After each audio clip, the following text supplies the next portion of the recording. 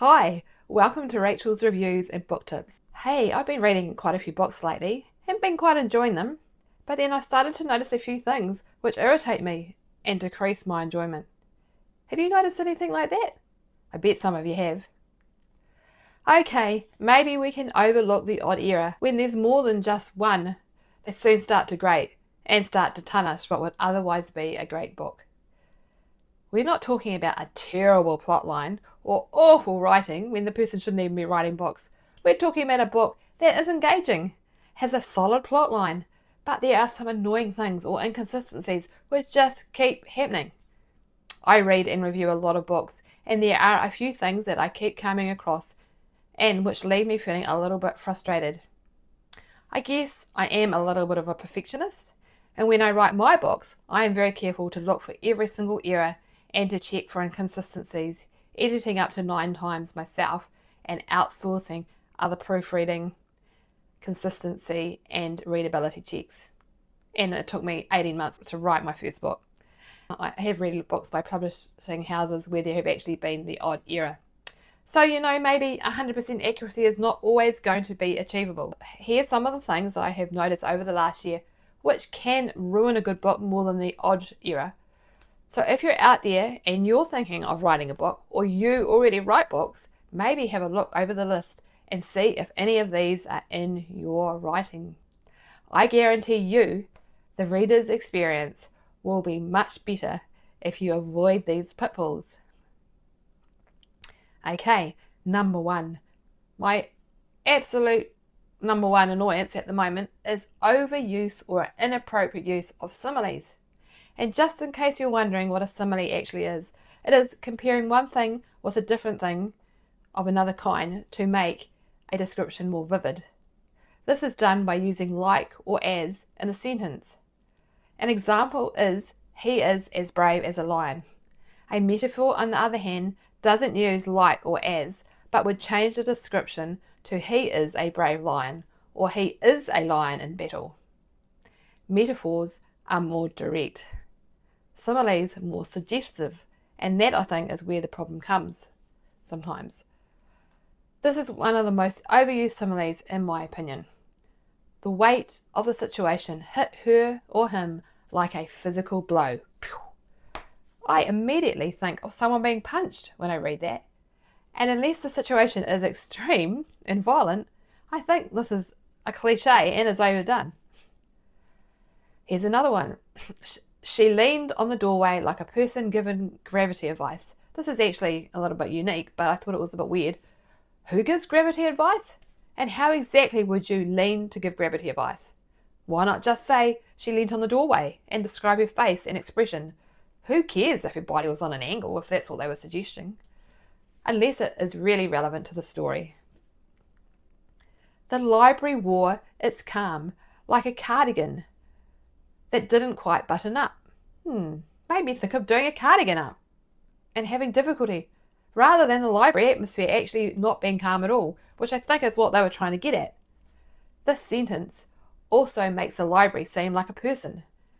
And I don't think a library is a person. I've never walked into a library thinking that. And I don't think a library can wear calm or a cardigan. It was also a really strange way of saying things weren't calm and people were upset because of a murder. This writing, with a mixture of personalization or humanization of physical objects and confusing use or inappropriate use of similes, slowed that whole portion of writing down for me, and hence that whole page. It took my mind away from the plot and what was actually happening, because my brain automatically thought about a cardigan. A smudge of dirt streaked her skin like a bruise. That's okay. Dirt being on a body could look like a bruise. How about the light was almost gone, the sky now a bruise of blue and violet? Can the sky have a bruise? It's not a body. The sky had turned a pale bruised blue. The air was cooler. What is a bruised blue? Is it a blue that looks like a bruise? And how about above them the clouds gathered, curling in from the east, like bruises blooming across the sky? I think my difficulty is I don't want to think of a body when I'm thinking of the sky. Okay, here's another one. The cat patrolled like a short security guard.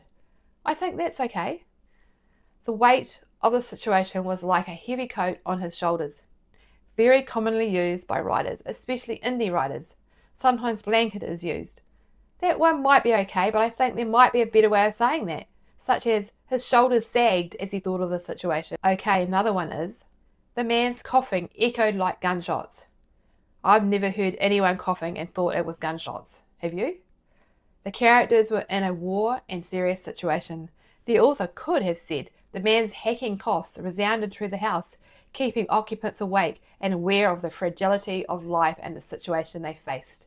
My number 2 and number 3 pet peeves are, number 1, breaking the rules of the world your characters are in, be that fantasy or real life, and the other one in this category, having unrealistic plots or events. Often both these ideals are broken by the same event or part of a story. For instance, having 3 people, including a woman who was on dialysis machine, survive a hurricane in a dinghy when whole houses and trees are uprooted and floating around them. Is that likely to happen? No. Another example is a heavily pregnant woman walking twice over a mountain pass in stormy conditions with hardly any food and surviving. Not likely either. Another is, would Nazis hire the daughter of a man they have just arrested for holding back supplies and potentially helping harbour a fallen enemy pilot?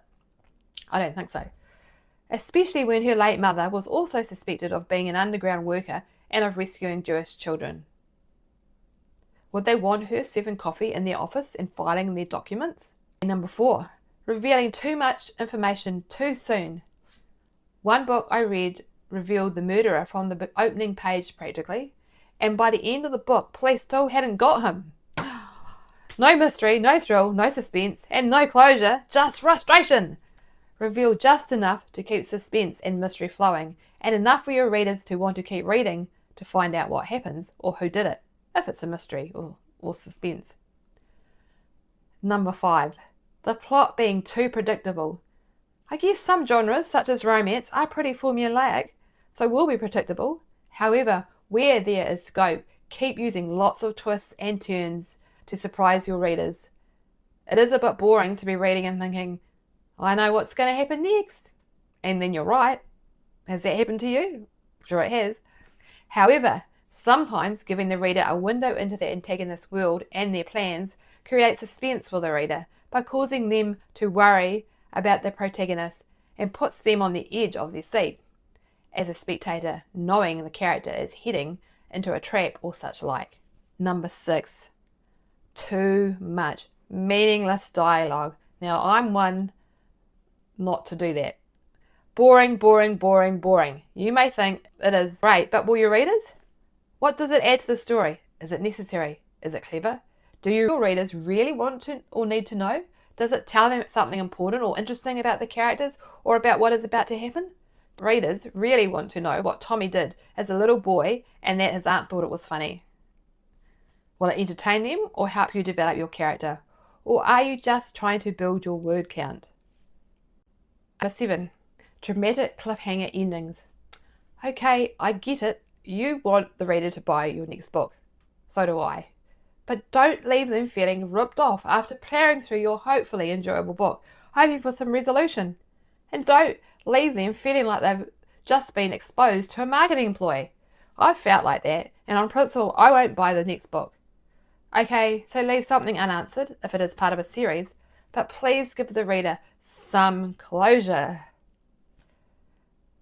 Number 8, repetitive phrases or words and too many cliches. I've seen these so many times. Examples are dust motes, dancing or floating in the sunlight, raw emotion, weight of the situation, steady, the click of shoes or boots, coffee smell, walls closing in, rooms pressing in, throats tightening, silence stretching between them. Number 9, bullet-like sentences at the end of each chapter. This is very annoying and seems lazy. Some of these sentences aren't actually sentences. It gets irritating hearing the same sort of tempo in your head as you read these endings, and sometimes the words are even repeated too. I know it's to try and build suspense, but it really is annoying and not grammatically correct.